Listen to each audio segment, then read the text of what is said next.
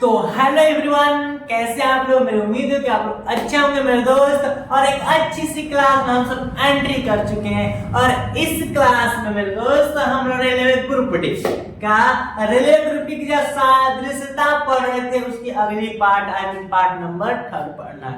Clear. इसमें हम लोग जो सादृश्यता के प्रश्न है कि नहीं उसको एकदम क्लियर कर लेंगे। क्या मेरे दोस्त, एकदम क्लियर कर लेंगे, कोई डाउट नहीं रह जाएगा।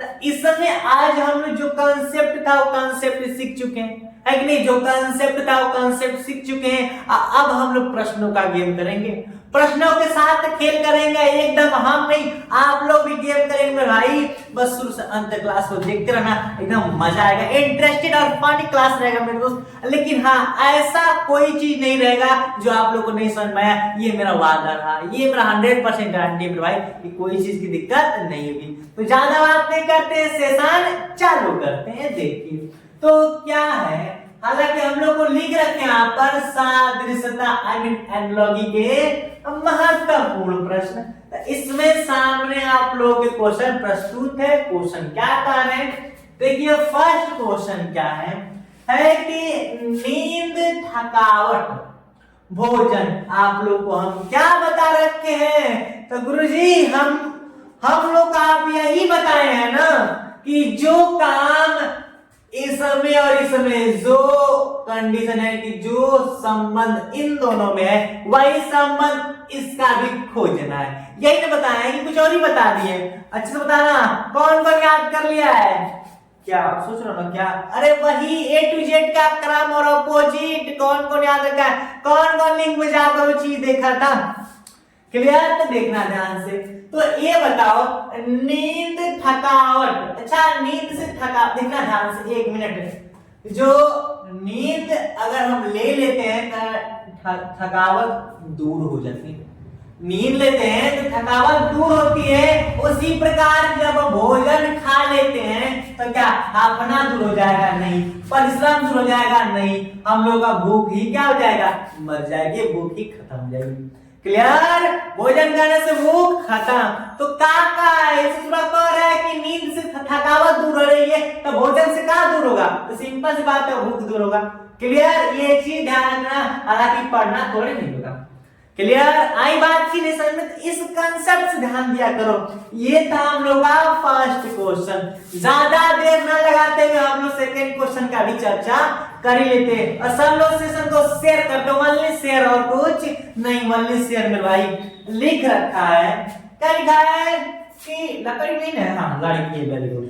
एक बार तो हम लड़की को लकड़िए लिख दिए तो ध्यान ही नहीं दिए। तो यहाँ पर सही है कि लड़की, क्या जी, लड़की, महिला, यौवन। और यहाँ पर पूछ रहा है क्या है, देखना एकदम इंपोर्टेंट और माइंडली सवाल है। माइंडली इसको इंपोर्टेंट कर दो, स्टार प्रश्न है।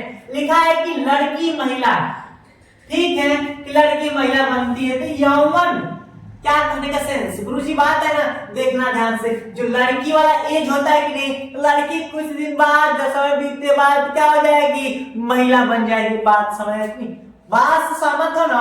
उसी प्रकार यौवन यानी कि कोई नौजवान रहता है तो नौजवान की बाद कौन स्थिति आएगी? यानी कि लड़की के बाद महिला वाला स्थिति आती है। पहले तो किशोरी रहती है सुंदर से, फिर होती है एक लड़की, फिर बनेगी महिला, फिर बनेगी बुढ़िया। समझ में आ गया?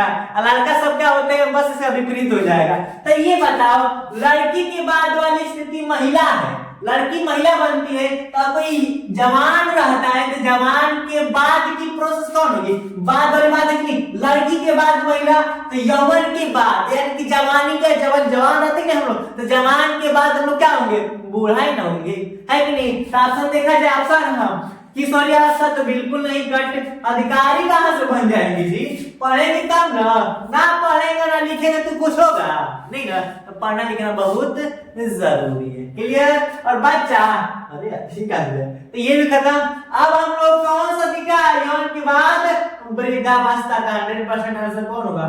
फर्स्ट। किसको नहीं समझना होगा एक सर जी यहाँ पर दिक्कत है। और लाइव क्लास डेली शाम 7 बजे होती है मेरे भाई, सब लोग यहाँ पर आ जाएंगे। जब तक चले 25 मिनट आर्यानी क्लास चलती है, ज्यादा नहीं। और अच्छे तरीके से यहाँ पर रीजनिंग का क्या दिया जाता है, रीजनिंग का रूल दिया जाता है, RR रूल, ठीक है, यानी कि रीजनिंग रूल दिया जाता है, लिखा है लाल किला। अब सेकेंड हो गया, अब तीसरी की बात करें, देखो तीसरी का लिखा है लाल किला, देखना ध्यान से, लाल किला दिल्ली। तो एफिल टावर, देखो बहुत एग्जाम्पल चलाते हैं, ये पहले का बहुत आसान दे दिया, दूसरा का ऐसा पूछ दिया कि नमूना सुने रहोगे, है कि नहीं, तो थोड़ा जनरल नॉलेज तो रहनी ही चाहिए, है कि नहीं, जनरल नॉलेज होनी चाहिए। तो देखना ध्यान से, जो लाल किला है दुनिया जानती है, शायद तुम लोग जानते हो कि नहीं जानते हो ना, तो वेरी गुड, लाल किला दिल्ली में है, उसी प्रकार एफिल टावर का है, ये तो जीके के प्रश्न है, जीके तो पता होनी चाहिए, है कि नहीं, तो इसमें थोड़ा जीके का भी रोल होता है, सामान्य जानकारी होनी चाहिए, सादृश्यता, है कि नहीं, सब पर नजर डालता है, बहुत खराब आदमी है। तो ये बताओ लाल किला दिल्ली में, उसी प्रकार एफिल टावर कहाँ है, तो लंदन में नहीं मेरे भाई, सऊदी अरब में नहीं है, अब ये मॉस्को में भी नहीं है, एफिल टावर हम लोग का पेरिस में, जिसकी ऊंचाई 324 किलोमीटर है, सॉरी किलोमीटर नहीं, मीटर में 324 मीटर, ठीक। तो ये बताओ हम लोग का 324 मीटर ऊंचाई किसकी है, 324 मीटर ऊंचाई एफिल टावर की है, हालांकि जानकारी के लिए बता दिए, लेकिन एफिल टावर उपस्थित कहाँ है, तो ये पेरिस में उपस्थित है, कहाँ उपस्थित है, पेरिस में, जिस प्रकार लाल किला कहाँ उपस्थित है, तो दिल्ली में। आइयो समझ में कि आया कि ना आया, ये था हम लोग का तीनों क्वेश्चन। अभी इतना ही पर नहीं, अभी और भी आगे देखिए, अभी और देखिए, इसके लिए हम लोग कुछ भी कर देंगे, इस बार एक सीट तो पक्की करनी है, 32,000 प्लस है, तो भाई एक सीट तो पक्की करनी है, पक्की करने के लिए तो मेहनत भी ज्यादा करना पड़ेगा, क्लियर। तो अब क्वेश्चन 4 का जवाब देखते हैं कि क्वेश्चन 4 क्या है। तो अब हम लोग क्वेश्चन नंबर 4 से शुरू करते हैं कि 4 दिया क्या है, कि मेरे भाई अभी तक तीनों किए ना, सेम उसी प्रकार इसको भी एकदम हलवा की तरह खत्म करेंगे, बस देखते रहना क्या है। लिखा है क्वेश्चन 4 कि लोहा धातु ऑक्सीजन, हाँ अब आई ना बात, बहुत इजी सवाल है। लोहा धातु, लोहा किसके अंदर आता है, आई मीन आयरन, Fe, तो आयरन लोहा किस कैटेगरी में आता है, तो लोहा एगो धातु है, उसी प्रकार ऑक्सीजन O2 क्या है, तो श्वसन है, नहीं ऑक्सीजन सांस लिया जाता है, ठीक है, क्लियर। तो ऑक्सीजन सिंपल सी पता है मेरे भाई, गैस होती है, ऑप्शन और भी देख लें, बिना गंध का कोई मतलब नहीं है, जीवित नहीं, यानी कि ये किस कैटेगरी में आता है, उसी प्रकार ये किस कैटेगरी में आता है, तो लोहा धातु कैटेगरी में आता है, सेम उसी प्रकार, थोड़ा सा भी डिफरेंट नहीं, सेम उसी प्रकार ऑक्सीजन किस कैटेगरी में आता है, तो गैस की कैटेगरी में आता है। आई बात समझ में, तो इसका आंसर सेकंड वाला होगा गैस। ये नॉर्मल सी बात है, ज्यादा कुछ नहीं है देना। तो ये हम लोग का 4 का आप क्वेश्चन 5 देखते हैं क्या है। लिखा है कि कारखाना, 5वां ध्यान देना, कारखाना उत्पादन अस्पताल पूछा यानी कि कहने का सेंस ध्यान देना कि कारखाना में क्या होता है, उत्पादन, ध्यान देना, कारखाना में कारीगर भी होते, मशीनें भी होती, लेकिन कारखाना का संबंध उत्पादन, यानी कारखाना में होता क्या है, उत्पादन किया जाता है। सेम उसी प्रकार अस्पताल में क्या किया जाता है, क्योंकि अस्पताल में नर्स, डॉक्टर, मशीनें भी होती, लेकिन वहां पर क्या होता है, उपचार किया जाता है, दवाइयां किया जाता है, समझ नहीं, रोगों को दूर किया जाता है। अब बताओ, अस्पताल में चिकित्सक, हालांकि डॉक्टर तो होते हैं, गलत बात है, ठीक है, लेकिन मतलब ये नहीं होगा, नर्स भी होते हैं, ये नहीं होगा, इमारत नहीं होगा, यानी कि जिस प्रकार कारखाना में उत्पादन किया जाता है, सेम उसी प्रकार अस्पताल में क्या किया जाता है, उपचार किया जाता है। जस्ट अभी बताया, आई बात की नहीं समझ में आई ना मेरे दोस्त। ये था क्वेश्चन नंबर 5 आपको एकदम इजी, क्लियर। तो यहां तक हो गया, तो क्वेश्चन 6 भी समझ ही लेते हैं कि क्या है। लिखा है कि उत्तर दक्षिण, उत्तर का संबंध दक्षिण से आप कहोगे सर जी कहां से आप दिशा परीक्षण डायरेक्शन टेस्ट मिला दिए, नहीं मेरे भाई, ये हम लोग का एनालॉजी के प्रश्न है। क्या कहा है कि उत्तर दक्षिण, ध्यान देना, उत्तर का संबंध दक्षिण में है तो दक्षिण पूरब का संबंध का है। तो इसको बताने के लिए हम लोग को चलना पड़ेगा कहाँ, देखो यहीं पर, ज्यादा दूर नहीं। तो हम लोग को पता है, ध्यान देना, हम लोग को पता है, क्या पता है, ये उत्तर होता है, ये होती है दक्षिण, उत्तर दक्षिण, ये होती है पूरब, क्या होती है, पूरब, और ये होती है पश्चिम। वेरी गुड, इतनी तो आ रही है। अब ध्यान देना, इसके मिडिल पार्ट में, इसके मिडिल पार्ट में उत्तर और पूरब आते हैं, और इसके मिडिल पार्ट में उत्तर और पश्चिम आते हैं। क्या आते हैं, उत्तर और पश्चिम, ध्यान देना।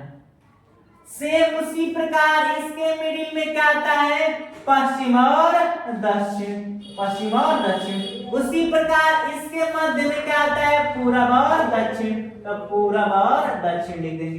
तो कहा हम लोग का है कि उत्तर को दक्षिण कहता है, बात समझना। हम लोग लिख दिए कि ऊपर उत्तर, नीचे दक्षिण, साइड में पूरब, इस साइड पश्चिम।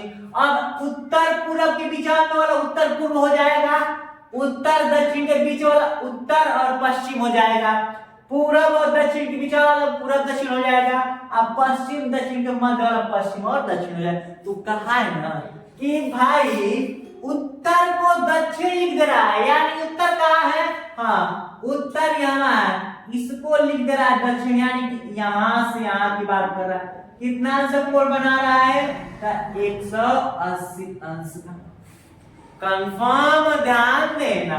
तो अब बताओ दक्षिण पूर्व को क्या लिखेंगे, दक्षिण पूर्व कहाँ है, हाँ हाँ दक्षिण पूर्व यही ना है, यहाँ देखो दक्षिण पूर्व ये बीच वाला है। अब यहाँ से घुमाते यहाँ पर लाएंगे तो अब ना 180 अंश बनेगा।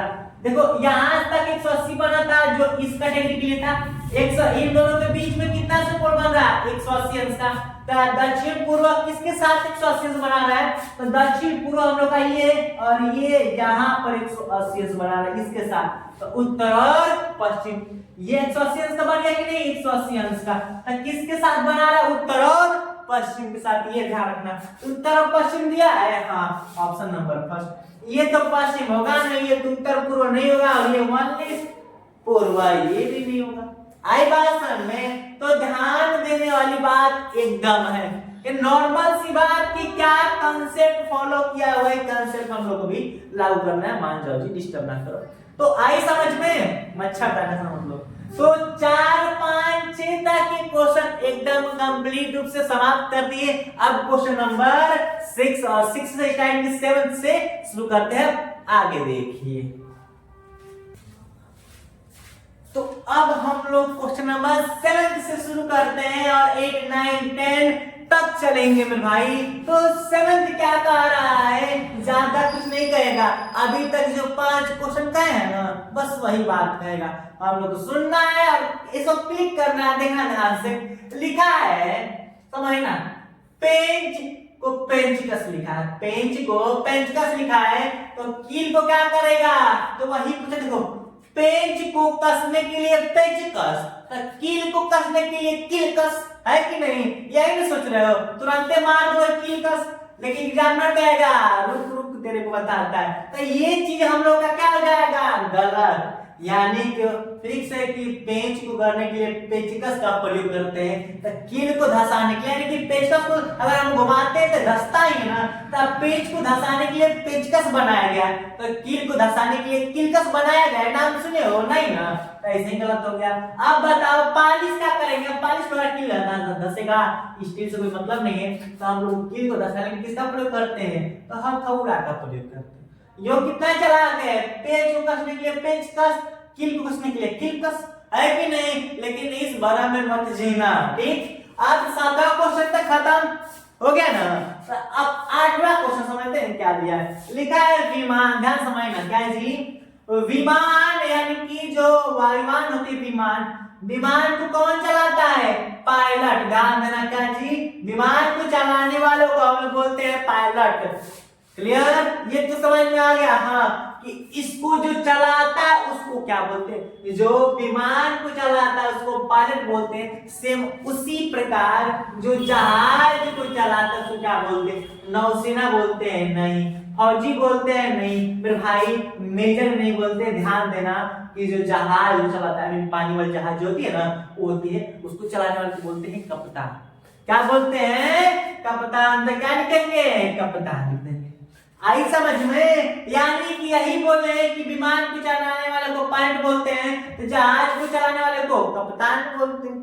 समझ में कि नहीं? ये हम लोग का हवाई जहाज और पानी वाली जहाज है, समझ सकते हो। ठीक, अब हम लोग 8वां भी निपटा दिए, तो 9वां की बात तो करेंगे ही। 9वां क्या लिखा? ध्यान देना, लिखा है घेगा।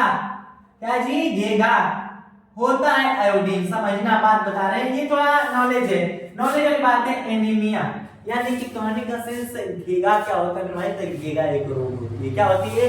घेगा एक रोग होती है जो आयोडीन यानी कि जो नमक कम खाता है ना, गले में होती है, गले में। ठीक है, तो जो नमक कम खाता है यानी कि नमक की कमी से क्या होता है? घेगा। नमक मतलब होता है आयोडीन। क्या मेरे दोस्त? आयोडीन यानी कहने का मतलब घेगा रोग आयोडीन की कमी से होता है।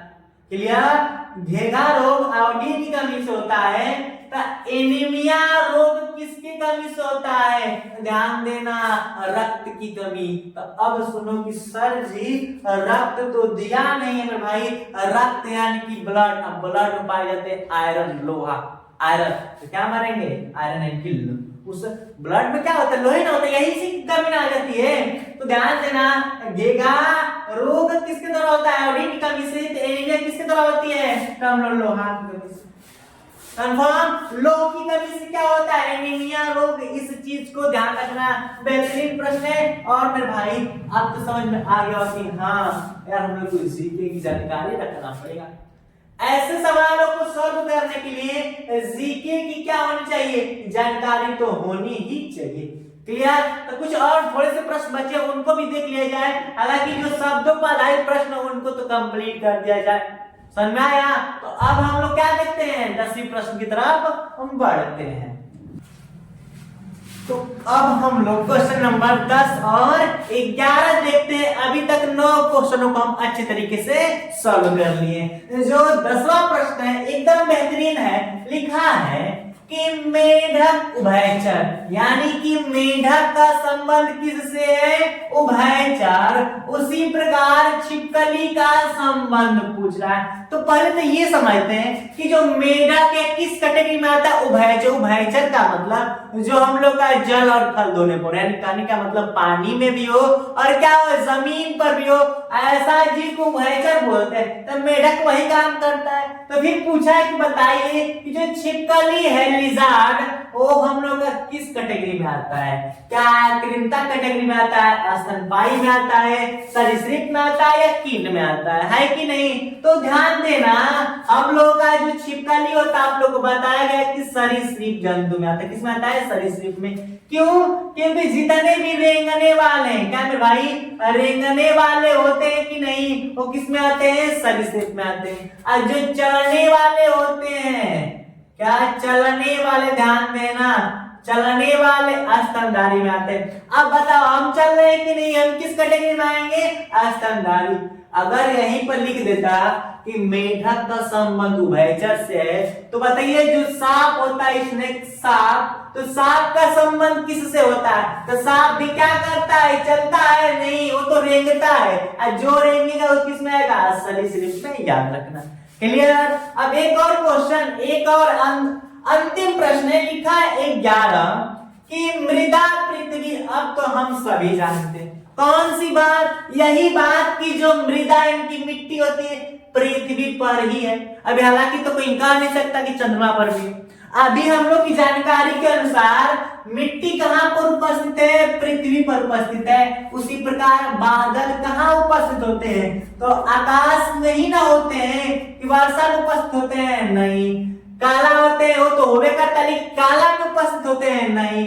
गरजना में उपस्थित होते हैं? बिल्कुल नहीं। सटीक कंसेप्ट होता है कि मृदा पृथ्वी पर उपस्थित है, तो बादल कहाँ रहते हैं? तो सिंपल सी बात है, आकाश में रहते हैं। कंफर्म? आएगी नहीं बात समझ? एकदम छोटा सा क्वेश्चन, और ये 11 तक के प्रश्न थे।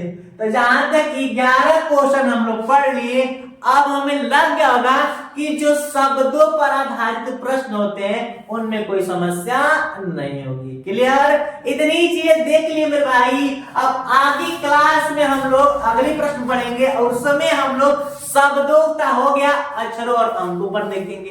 क्लियर? तो इस सेशन को यहीं तक रखते हैं। जितने लोग सेशन को देख रहे हैं लाइक और शेयर, ज्यादा कुछ नहीं, लाइक और शेयर। मिलते हैं अगले एपिसोड में। Thanks for watching. जय हिंद, बाय बाय।